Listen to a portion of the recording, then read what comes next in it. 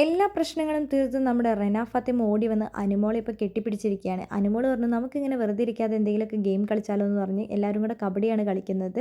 അങ്ങനെ ആദ്യ റൗണ്ടിൽ ഇറങ്ങി റെന ഫാത്തിമ വന്ന് അനുമോളെയാണ് തൊട്ടത്. അനുമോൾ ആദ്യ റൗണ്ടിൽ തന്നെ ഔട്ടാകുകയും ചെയ്തു. ഇപ്പോൾ ബിഗ് ബോസ് വീട്ടിൽ പൊരിഞ്ഞടിയാണ് നടന്നത്.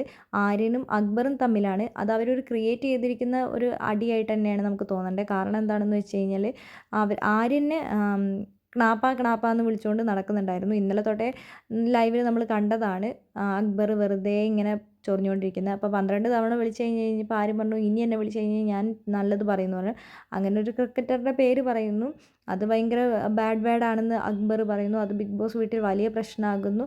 അതിനകത്തേക്ക് സരിക കയറി ഇടപെടുന്നു. അതിനുശേഷം ആ പ്രശ്നം ആര്യനും അക്ബറും പറഞ്ഞ് തീർക്കുകയും ചെയ്യുന്നു. അതിൽ വലിയൊരു പ്രശ്നമായി കുറേ നേരത്തേക്ക് ആര്യനും അക്ബറും അങ്ങോട്ടും ഇങ്ങോട്ടും വാദിച്ചുകൊണ്ടിരിക്കുകയാണ്. അതെല്ലാം കഴിഞ്ഞ് സോൾവ് ആക്കിയതിന് ശേഷം അക്ബറും ആര്യനും ശരത്തും ഇരുന്ന് ഡിസ്കസ് ചെയ്യാണ്.